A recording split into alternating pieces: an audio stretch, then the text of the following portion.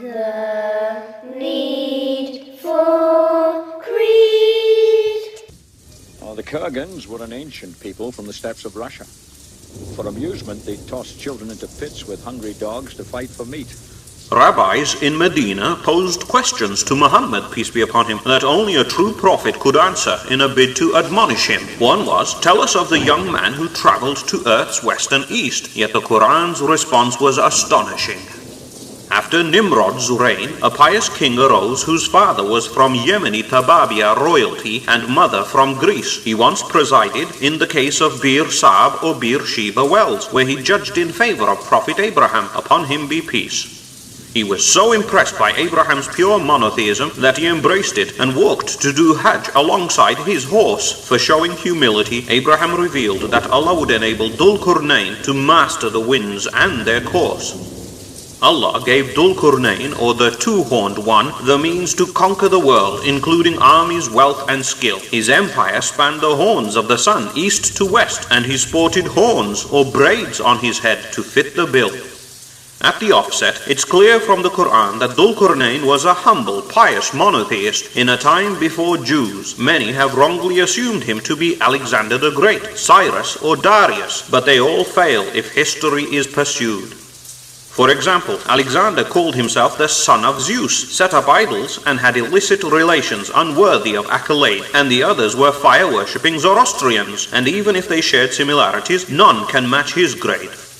Only 4 kings have ruled the entire earth. 2 evil, Nimrod and Nebuchadnezzar, at a time when records were scant. 2 were good, Prophet Solomon and Dhul Qurnayn, peace be upon them, and in the near future such a rule to Jesus will Allah grant. Dhul Qurnayn's military advisor was Al-Khidr or Melchizedek, a righteous prophet whom Allah gave a life extended. After Abraham rescued Lot, peace be upon them both, from his captors, he gave a portion of war spoils to Khidr, who blessed him as intended. Khidr had drunk the water of life and turned dried vegetation into lush greenery, from which is derived his name. He is also the one who taught Moses, peace be upon him, is listed as a Sahaba and may be the youth who exposes Dajjal's end game. Firstly, Dhul Qurnayn headed west towards Al-Ayun and the Al-Halidat or Canary Islands by the Atlantic Ocean. From Dhul Qurnayn's perspective, it seemed as if the sun set in Hamia or murky boiling water in fetid commotion.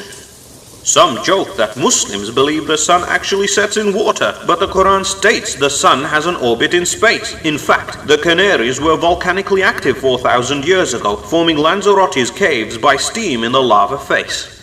There he came across a people where Allah tested his leadership, giving him the decision to punish or kindly treat. Wisely, he gently guided the good, but punished the wrongdoers, who'd also be punished in hell in subjugated defeat.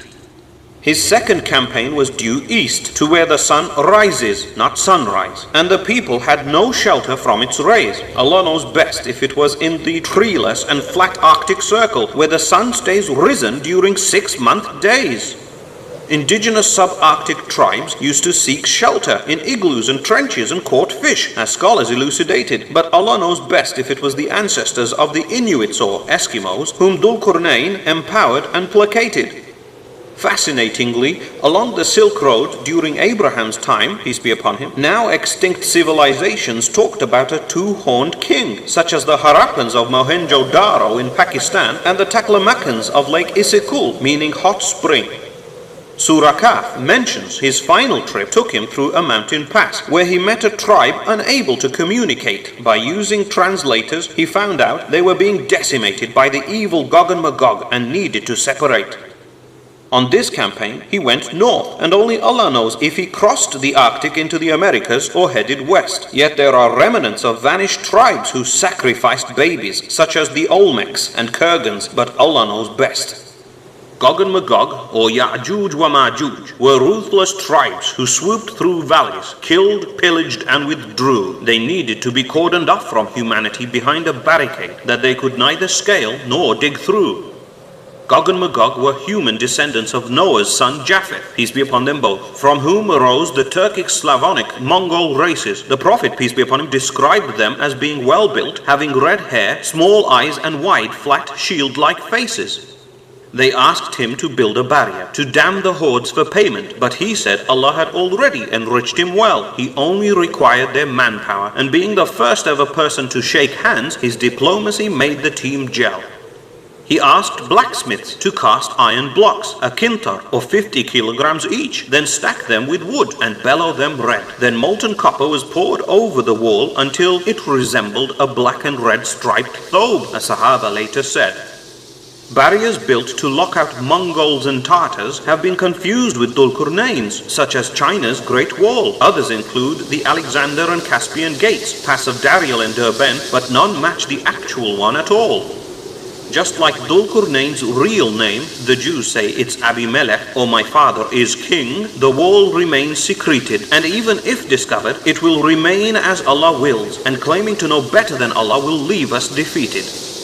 In error, some say the wall is in ruins and Gog and Magog are Khazar Jews, but against the Sunnah is such a view. Allah said the wall is a mercy and will remain intact until the undefeatable Gog and Magog swarms break through.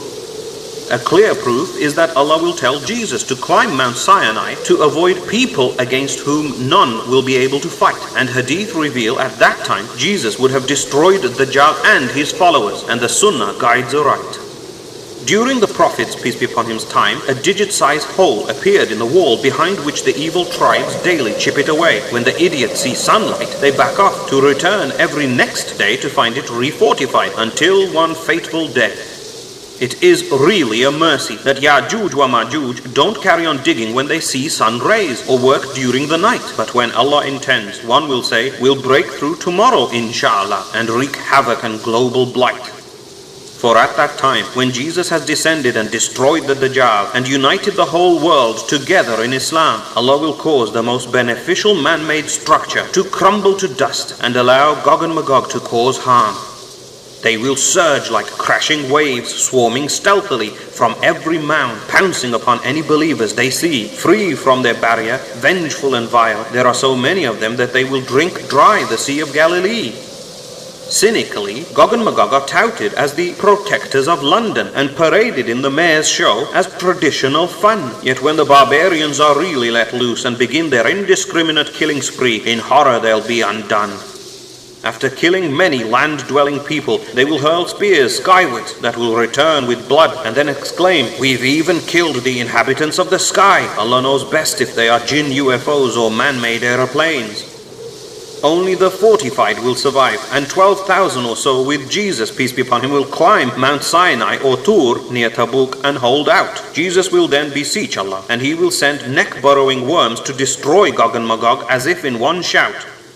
A brave believer will scout them and be delighted to find them all dead. Allah will then cleanse the earth with rain. He will send huge birds with necks like camels to remove their corpses, and thus will begin Jesus' glorious reign. The believers will use the bows and arrows of Gog and Magog for 7 years as a means of fuel, heat and light. Allah's reign will cause miraculous yields of livestock and fruits, and such a peaceful world will be a beautiful sight. Jesus will live either for 7 years until he's 40 or 40 years until he's 73 after he returns aged 33 from the skies. During his reign, he'll marry, perform Hajj in Mecca and be buried next to Prophet Muhammad, peace be upon him, when he dies. On the last day, 999 out of every 1,000 humans, mostly from Gog and Magog, will be set aside to enter hellfire, indicating that they are disbelievers and have been growing in number unbeknown to us, and their ending is dire. Dhul-Qurnayn's summary in the Quran shows the qualities of a great leader, strong in faith, diplomacy and might. His goal was not fame, power or money, but to guide the ignorant into a way of life pleasing to Allah and do right.